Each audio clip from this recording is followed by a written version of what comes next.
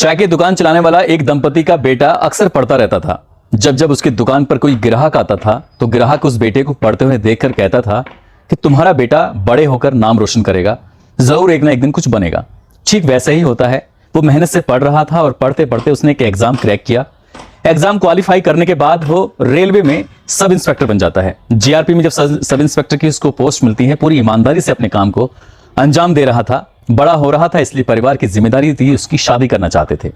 शादी को लेकर बहुत खुश था, खरीदारी कर रहा था, सबसे कहता था कि मेरी शादी है, तुम्हें आना है। इससे पहले कि उसकी शादी होती, एक दिन रेलवे के ट्रैक पर उसकी लाश पड़ी हुई थी। जो भी लोग उसकी लाश देख रहे थे देखकर हैरान थे कि आखिरकार ये इसके साथ ऐसा कैसे हुआ। दरअसल उसकी गर्दन धड़ से अलग थी, हाथ टूटा हुआ था, शरीर पर चोट के ऐसे जगह निशान थे जहां होने भी नहीं चाहिए थे। साथ ही उसकी आंख एक निकली हुई थी, बिल्कुल अलग पड़ी हुई थी, और शरीर पर इतनी चोट के निशान थे जिन्हें देखकर लग रहा था इसके साथ किसी ने जरूर बहुत ज्यादा मारपीट की है। इससे पहले कि उसकी लाश मोर्चरी तक पहुंचती, पोस्टमार्टम की रिपोर्ट आती, लेकिन पुलिस ने पहले ही बोल दिया कि इसने अपनी जान ली है, ट्रैक के आगे कूदा है और अपने आपको इसने खत्म कर लिया है। यह बात लोगों को पच नहीं रही थी। तभी लोगों को याद आता है लगभग 1.5 साल पहले इसने अपनी आंखों से कुछ होते हुए देखा था, कुछ देखा था। शायद उस बात को ये झुटलाने की कोशिश करता तो आज जिंदा होता, और जिसके माँ बाप का सपना था, बुढ़ापे का सहारा था, तो शायद वो हमेशा हमेशा अपने माँ बाप के साथ होता। लेकिन उसने ईमानदारी से न केवल पढ़ाई की थी बल्कि ईमानदारी से अपनी ड्यूटी को भी वो अंजाम दे रहा था। आज की जो सच्ची घटना मैं आपको सुनाने जा रहा हूं, इस सच्ची घटना को सुनने के बाद आप भी हैरान रह जाएंगे, आप भी परेशान हो जाएंगे। ये देश की सबसे चर्चित घटनाओं में से एक घटना कहें तो बेईमानी नहीं होगी। आदाब, नमस्कार, सत श्री अकाल, मैं उस्मान सैफी। आज की जो सच्ची घटना मैं आपको सुनाने जा रहा हूं, ये सच्ची घटना है पश्चिम बंगाल का एक शहर है कोलकाता, और इसी कोलकाता शहर में एक लड़का जेवियर्स से पढ़ाई करने के बाद ग्राफिक्स डिजाइनिंग का कोर्स पूरा करता है, और उस कोर्स को पूरा करने के बाद वो लड़का एक ग्राफिक्स के इंस्टीट्यूट में लग जाता है, वहीं पढ़ाता था। जिस दिन उसका इंटरव्यू था उस दिन वो बेइंतहा खुश था, क्योंकि वो बेहद गरीब परिवार से था, झोंपड़ियों में रहता था। परिवार ने उसकी बहुत मदद की थी, और वो भी अपने परिवार के साथ इतनी ईमानदारी से था कि उसने बचपन से ही तय कर लिया था कि उसे कुछ अलग करना है, कुछ डिफरेंट करना है। जबकि उसके परिवार के बाकी लोग उससे बेहद गरीब थे, जिन्हें 2 वक्त की रोटी के लिए भी कड़ी मशक्कत करनी पड़ती थी। इंस्टीट्यूट में पढ़ा रहा था, टीचर बन जाता है, उम्र अभी 27 साल के आसपास होती है, और इसी इंस्टीट्यूट में एक लगभग 23 साल की लड़की ग्राफिक्स का डिजाइनिंग का जो कोर्स था उसको सीखने के लिए आती है। पहले दिन बड़ी शर्माई हुई सी, सकुचाई सी वो लड़की शांत बैठी हुई थी। इस लड़के का ध्यान उस लड़की की तरफ जाता है। वो कहता है कि तुम्हें परेशान होने की जरूरत नहीं है, तुम पूरी ईमानदारी से अपने कोर्स को करो, और कहीं कोई दिक्कत, कोई परेशानी आती है तो मैं तुम्हारी मदद करूंगा। दरअसल वो नहीं जानता था कि जिस लड़की से वो बात कर रहा है वो लड़की इस शहर की, न कि इस प्रदेश की, बल्कि देश की जाने माने उद्योगपति की एक बेटी है। लक्स कोजी का आपने नाम सुना ही होगा। लक्स कोजी के मालिक अशोक तोड़ी की बेटी प्रियंका तोड़ी थी। वो लड़का नहीं जानता था वो गरीब घराने का लड़का होता है, और ये लड़की बहुत अमीर घराने की होती है। ये लड़की कहीं ना कहीं इससे सहज महसूस कर रही थी, क्योंकि बहुत बड़े घराने की थी। परिवार के लोगों को इतना टाइम नहीं मिलता था जो अपनी बेटी को ज्यादा टाइम देते। मास्टर ज्यादा टाइम दिया करता था। मास्टर जब ज्यादा टाइम दिया करता था तो उस लड़की को बहुत अच्छा लगता था। धीरे धीरे ये टाइम देने से उनकी दोस्ती हो जाती है। 2-3 साल का अंतर कुल था। लड़की की उम्र 23 साल, लड़के की उम्र 27 साल। दोनों की दोस्ती होती है, और दोस्ती प्यार में बदल जाती है। प्यार भी कुछ इस तरह से कि लड़की कहती है कि जीऊंगी साथ, मरूंगी साथ, जो भी होगा साथ साथ होगा। तभी वो लड़का अपने बारे में अपने परिवार से मिलाता है, अपने घर वालों से मिलाता है, एक एक सदस्य के बारे में बताता है कि हम कितने गरीब हैं और तुम कितनी अमीर हो। तुम्हारे यहाँ पर हमारे जैसे लोगों को तो कोई नौकर भी ना रखे। लड़की का नाम प्रियंका तोड़ी होता है और लड़का होता है रिजवान उर रहमान। अब यहाँ सबसे बड़ी समस्या थी कि लड़की हिंदू होती है और लड़का मुसलमान होता है, और दोनों एक दूसरे को प्यार कर बैठते हैं। लेकिन उन्हें लगता है कि शायद इस प्यार को कोई मंजूरी नहीं देगा, इसलिए उन दोनों ने बिना घर वालों को बताए हुए 18 अगस्त 2007 को स्पेशल मैरिज एक्ट में जाकर शादी को रजिस्टर्ड करा लिया। और शादी रजिस्टर्ड कराने के बाद ये इस बात का किसी को भनक नहीं लगने दी कि उन दोनों ने शादी कर ली है।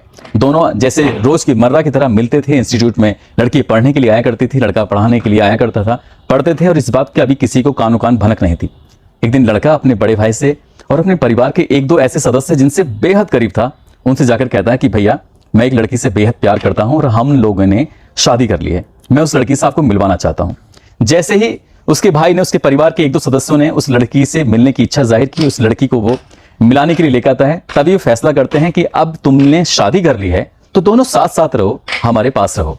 बस इतना कहना था उस लड़की को। जब ये हरी झंडी मिल जाती है, वो लड़की अपने घर से अपने जरूरी कागजात, अपने कुछ जो कपड़े थे, अपने बैग, अपने डेट मतलब उसकी जन्मदिन का प्रमाण पत्र होता है, ऐसे कई डॉक्यूमेंट्स थे, उनको लेकर वो उस लड़के के घर पर आकर पत्नी की तरह रहने लगती है। जैसे क्या पति और पत्नी होते हैं। कानून ने उन दोनों को परमिशन दे ही दी थी। अब इस बात का पता लगता है उस उद्योगपति को, उसके भाई को, तो उनके यहां पर कहीं ना कहीं खलबली मच जाती है। सोचकर हैरान थे कि आखिरकार उनकी बेटी ग्राफिक्स का कोर्स करने के लिए गई थी, वो ऐसा कैसे कर सकती है। सभी लोग बड़े चिंतित हो जाते हैं और इसी चिंता का विषय था। घर वालों ने इस लड़की को तमाम तरीके से समझाने की कोशिश की, लेकिन लड़की ने साफ इनकार कर दिया। उसने कहा कि मैं ये अपने पति के साथ रहूंगी और मुझे तुम्हारी धन, तुम्हारी दौलत से कुछ भी लेना देना नहीं है। तुम चाहे जो वो कर सकते हो, मुझे कोई इससे ऐतराज नहीं है। तुम चाहे मुझे दो तो ठीक है, नहीं दो तो ठीक है, हम लोग इसी झुग्गी झोपड़ी में रहकर ही अपनी जिंदगी की गुजर बसर कर सकते हैं। अब लड़की जब जिद पर अड़ी हुई है, परिवार वाले कोशिश कर रहे थे, तभी लड़की और लड़का दोनों थाने जाते हैं। थाने जाने के बाद ये कहते हैं कि हमें हमारी जान को खतरा है, हमारे माँ बाप हमें नुकसान पहुंचा सकते हैं, वो हमारी इस रिश्ते को लेकर तैयार नहीं है, इसलिए हमें सुरक्षा दीजिए। अब पुलिस वाले ये बात सुनकर हैरान थे कि इतने बड़े उद्योगपति की बेटी ऐसा कैसे कर सकती है। तभी पुलिस वालों ने उसके परिवार वालों से संपर्क किया और संपर्क करने के बाद कहा कि तुम्हारी बेटी ने एक प्रार्थना पत्र दिया है तुम्हारे खिलाफ। वो कहती है कि तुम लोगों से जान का खतरा है, यदि तुम लोगों ने उसे परेशान करने की कोशिश की तो वो ऐसे ही उच्च अधिकारियों के पास जाएगी। लेकिन उच्च अधिकारी भी क्या करते, उद्योगपति था, बड़े बड़े अधिकारी हों, मुख्यमंत्री हों, कितने कैसे कैसे लोग हों, तो सभी उद्योगपतियों से डरते हैं, क्योंकि उनकी वजह से ही बहुत सारा जो इनकम राजस्व मिलता है सरकार को, ये सब जग जाहिर है। इसमें भी कुछ ऐसे ही होता है। लड़की को समझाने की कोशिश चल रही थी, लेकिन सफलता नहीं मिल पाती है। तभी लड़की का जो चाचा होता है प्रदीप तोड़ी, वो सीधा उस लड़के के घर जाता है। लड़के के घर जाने के बाद बेटी से कहता है कि बेटी तुम्हें यहीं रहना है, हमें इस रिश्ते से कोई एतराज नहीं है, लेकिन तुम्हें इस बात का एहसास नहीं कि तुम्हारे पापा की तबीयत इतनी ज्यादा खराब है, उनकी आखिरी इच्छा है कि वो तुम्हें देखना चाहते हैं। लड़की कहती है कि इसमें कोई ना कोई चाल है, इसमें कोई ना कोई बात है, ऐसी बात हो नहीं सकती। तभी वो फोन पे बात कराते हैं। जब फोन पे बात कराते हैं तो अशोक तोड़ी अपनी बेटी से बात करते करते रोने लगते हैं और रोते रोते कहते हैं कि मेरी इच्छा है कि मैं तुम्हें देखूं, मैं तुमसे बहुत ज्यादा प्यार करता हूं बेटी, मैंने तुम्हें बचपन से लेकर आज तक पाला है, 23 साल तक तुम्हारी हर ख्वाहिश को पूरा किया है, और इस शादी को लेकर मैं तैयार नहीं हूं क्योंकि वो एक मुसलमान लड़का है और तुम एक हिंदू लड़की हो। एक मुसलमान लड़के से मैं अपनी बेटी की शादी नहीं कर सकता, ये एक अलग बात है, लेकिन बीमारी में तो तुम मुझसे मिलने के लिए आ ही सकती हो। जब बेटी से इस तरह की बात की तो चाचा ने कहा कि ठीक है, एक रास्ता है, और वो रास्ता यह कि हम लिखित रूप में दे देंगे कि जब तेरे पापा की तबीयत ठीक हो जाएगी तो तुम वापिस यहीं पर आ जाना, फिर कोई बात नहीं है। जब ये बात रिजवान रहमान उस लड़के को पता चलती है, उसके परिवार के लोगों को पता चलती है, तो सबके सब लोग खुश हो जाते हैं। कहते हैं कोई बात नहीं, तुम्हारे पापा बीमार हैं, तुम्हें अपने पापा के पास होना चाहिए, तुम्हारे पापा इस टाइम तुम्हें महसूस कर रहे हैं, तुम्हारी उनको जरूरत है। लड़की अपने चाचा के साथ चली जाती है और जाने के बाद कुछ वक्त गुजर जाता है, लेकिन अब लड़का और लड़की का कोई कम्युनिकेशन नहीं हो रहा था। और जब लड़की जा रही थी तो जाते जाते कहती है कि मेरा इंतजार करना, मुझे भूलना मत, चाहे कितने भी महीने क्यों ना हो जाएं, तुम मुझे भुलाना नहीं। लड़का ये बात सुनता है और सुनने के बाद कहता है कि मैं पूरी जिंदगी तुम्हारा इंतजार करूंगा और मैं इसी तरह तुम्हारी राह देखूंगा कि तुम जल्दी से वापस आ जाओ। वक्त ऐसे ही धीरे धीरे गुजरने लगता है। लड़का और लड़की का जो कम्युनिकेशन था, बातचीत थी, पूरी तरह से बंद हो जाती है। तब 19 सितंबर 2007 को रिजवान एक एसोसिएशन प्रोटेक्शन डेमोक्रेटिक राइट्स को एक पत्र लिखते हैं और पत्र में कहते हैं कि मैं भारत का नागरिक हूं और यहाँ के संविधान की बहुत इज्जत करता हूं, सम्मान करता हूं। बालिग होने के नाते हम दोनों ने कानूनी तौर तरीके से शादी की है और मैं अपनी पत्नी से मिलना चाहता हूं। प्लीज प्लीज प्लीज मुझे मेरी पत्नी से, मुझे मेरी बीवी से मिलने दिया जाए। यह पत्र जब जाता है तो जाहिर सी बात है इस एसोसिएशन ने अपनी तरफ से कोई कार्रवाई करती, लेकिन ठीक 2 दिन बाद 21 सितंबर 2007 को दमदम इलाके में रेलवे स्टेशन की जो ट्रैक है, पटरी है, उस पटरी पर इस लड़के की, रिजवान रहमान की लाश मिलती है। और इस लाश को सबसे पहले कोई और नहीं, एक अरिदम मन्ना जो सब इंस्पेक्टर होता है जीआरपी का, वो देखता है। वो देखते ही से कहता है, अंदाजा लगाता है कि इस लड़के ने इस ट्रैक के आगे आकर अपनी जान नहीं दी है, बल्कि लग रहा है कि जैसे किसी ने इसको मारने की कोशिश की है, जैसे क्या इसको मारा है।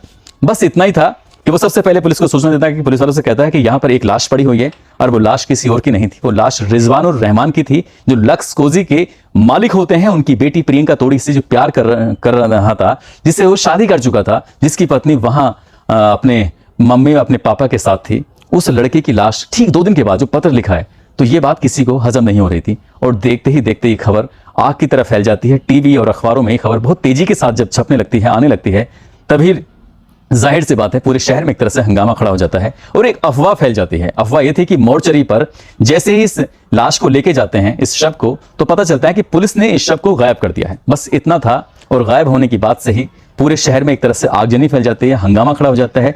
पुलिस और पब्लिक के बीच में आमने सामने से टकराव की स्थिति पैदा हो जाती है। इस तरह से धरना प्रदर्शन था कि पुलिस की गाड़ियों में आग लगा दी जाती है, पथराव होता है। जब ये मोर्चरी पर शव लाया गया था तो पुलिस वालों ने पहले से ही ऐलान कर दिया था कि इसने अपनी जान खुद ली है, रेलवे ट्रैक पर आके ट्रेन के आगे कट के ये मर गया है। इतना कहना था, लोगों को यकीन नहीं हो रहा था। सब इंस्पेक्टर कुछ और कहना चाहता था और बात कुछ आगे बढ़ती चली जाती है। जब पूरे शहर में हंगामा होने लगता है तब उस प्रदेश के मुख्यमंत्री यानी कि पश्चिम बंगाल के मुख्यमंत्री बुद्धदेव भट्टाचार्य इस मामले को किसी तरह संभालने की कोशिश करते हैं और संभालने के बाद इस बीच में एक पुलिस कमिश्नर होते हैं प्रसून मुखर्जी, वो कुछ ऐसा बयान दे देते हैं मीडिया में आके। वो कहते हैं कि एक बाप अपनी बेटी को 23 साल तक रखकर पालता है और वो लड़की अचानक से कोई फैसला ले ले, भला कोई माँ बाप कैसे बर्दाश्त कर लेगा। बस ये एक बयान। दूसरा अफवाह थी कि मोर्चरी से शव को चोरी करने की पुलिस कोशिश कर रही है। तभी लोगों का गुस्सा भड़क जाता है और तभी बुद्धदेव भट्टाचार्य को सामने आना पड़ता है और इसी बात की फिर सीबीआई की मांग की जाती है। सीबीआई जांच की जब मांग होती है तब सीबीआई इस मामले की जांच करती तो है, लेकिन कई वर्ष बीत जाते हैं और कई वर्ष बीतने के बाद भी उस लड़के के मामले में आज तक भी कोई रिजल्ट नहीं आता। जो लड़की ये कह के गई थी कि तुम मेरा इंतजार करना, चाहे कितने भी महीने कितने भी साल गुजर जाएं, तो उसको बिल्कुल भी एहसास नहीं था कि ऐसा कुछ हो जाएगा। लेकिन जब लगातार मीडिया में खबरें प्रकाशित हो रही थी, जिस दिन वो पहले दिन अपने घर से उस लड़के के रिजवान और रहमान के घर जाती है, उस दिन वो अपने फोटो एल्बम, अपने कुछ डॉक्यूमेंट्स, अपने बहुत सारे सामान थे, अपनी चीज, ये सब लेके जब वहां गई थी, तो उसने एक दिन इस घटना के बाद जब काफी वक्त गुजर जाता है तब एक पत्र लिखती है। पत्र लिखकर कहती है, वो वकील के माध्यम से पत्र घर रिजवान के पहुंचता है और कहते हैं कि जो मेरा सामान है वो मुझे वापस कर दिया जाए और जिस तरह से तुमने मेरे एल्बम के, मेरे फोटोग्राफ्स के और रिजवान के फोटोग्राफ्स के जिस तरह से तुमने नुमाइश की है, अखबारों में छपवाया, टेलीविजन पर लाए हैं, उससे तुम्हें बिल्कुल भी उम्मीद नहीं थी। तभी उसकी माँ कहती है, किश्वर जहां, कि उम्मीद तो तुमसे भी नहीं थी, तुम भी एक वादा करके गई थी, हमें लगता था कि शायद तुम लौट कर आओगी, लेकिन तुम लौट कर कभी नहीं आई।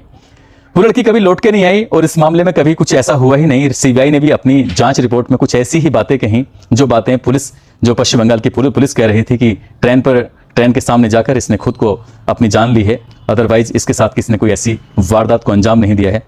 ठीक 1.5 साल के बाद उस सब इंस्पेक्टर ने, जिसने सबसे पहली बार देखा था, जिसने ये दावा किया था कि ये जान ले ही नहीं सकता, ये केस वो है ही नहीं, ये तो सीधे सीधा कत्ल है, मर्डर है, उसकी भी 1.5 साल के बाद मौत हो जाती है। वो भी उसी तरह से मारा जाता है जिस तरह से क्या ये रिजवानुर रहमान मारा गया था।